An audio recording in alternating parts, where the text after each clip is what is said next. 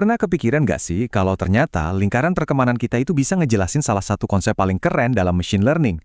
Hari ini kita bakal kupas tuntas ke nearest neighbors, cuma dari ide sesederhana itu. Pasti udah nggak asing lagi kan sama pepatah ini? Sebuah kalimat bijak yang udah ada dari dulu, tapi ternyata inilah fondasi dari semua yang akan kita bahas hari ini. Dan disinilah letak keajaibannya. Kita bakal lihat gimana pepatah kuno ini nyambung banget sama teknologi modern, dan gimana cara berpikir yang simple ini justru jadi motor penggerak kecerdasan buatan. Oke, kenalan dulu sama bintang utama kita, K Nearest Neighbors, atau biasa disingkat KNN. Algoritma ini sering dijuluki lazy learner, atau si pemalas. Eits, tapi bukan karena malas beneran ya. Disebut gitu karena dia nggak belajar rumus yang ribet-ribet, dia cuma ngapalin semua data yang ada dan baru mulai mikir pas ada data baru yang harus dianalisis.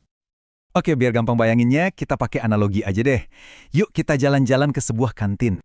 Coba bayangin ya suasananya. Di kantin ini ada dua kubu yang jelas banget. Di sebelah sana ada gerombolan anak coding yang lagi seru ngomongin Python. Nah, di sisi lain ada anak desain yang asik ngebahas UI UX. Anggap aja ini dua label atau kategori kita. Tiba-tiba, Budi, seorang mahasiswa baru, masuk dan duduk persis di tengah-tengah mereka.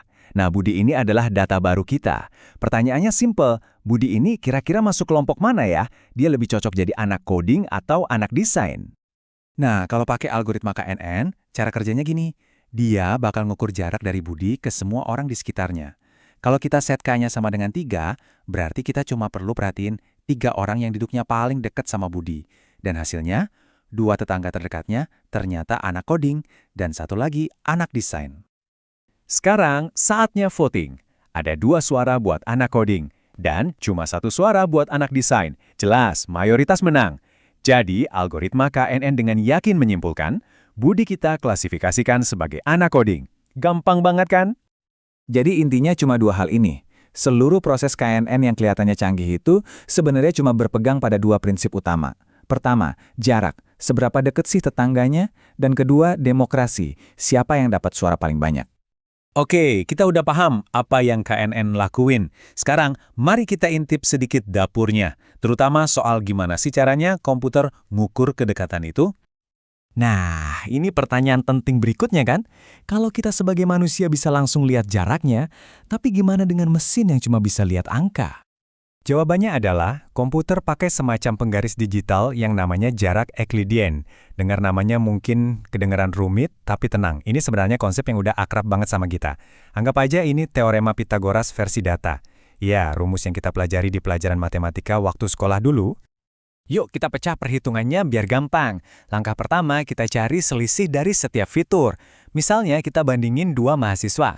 Buat fitur nilai ujian selisihnya 10. Buat fitur jam belajar selisihnya 4. Langkah kedua, setiap selisih yang kita dapat tadi kita kuadratkan.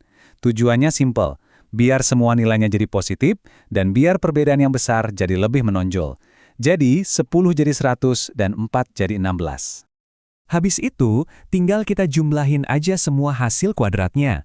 Di contoh kita tadi, berarti 100 ditambah 16, hasilnya 116. Dan langkah terakhir, kita tinggal tarik akar kuadrat dari total jumlah tadi. Ini gunanya buat ngembaliin nilainya ke skala semula, dan dapatlah kita jarak akhirnya. Jadi, akar dari 116 itu sekitar 10,77. Nah, ini dia hasilnya.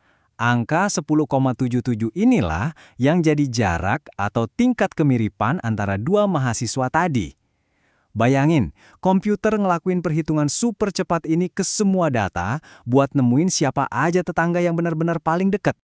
Oke, kita udah bisa ngukur jarak. Sekarang kita pindah ke variabel kunci terakhir dalam algoritma ini, yaitu si huruf K itu sendiri.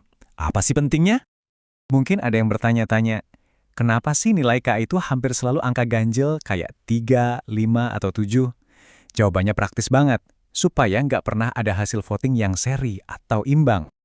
Nah, coba lihat deh, kalau kita nekat pakai K genap, misalnya 4, terus hasil votingnya ternyata 2 lawan 2. Gimana?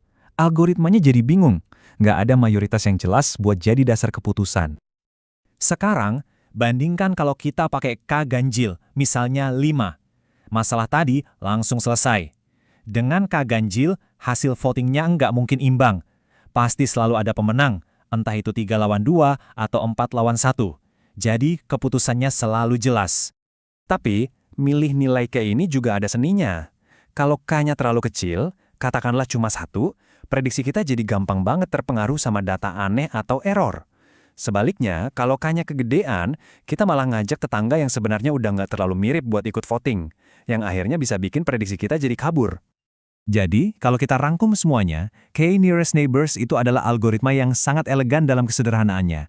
Cara kerjanya cuma mengklasifikasikan sesuatu yang baru berdasarkan siapa tetangga terdekatnya dan apa kata mayoritas. Kuncinya cuma 2, jarak dan demokrasi. Sebagai penutup, saya mau kasih satu pertanyaan untuk direnungkan.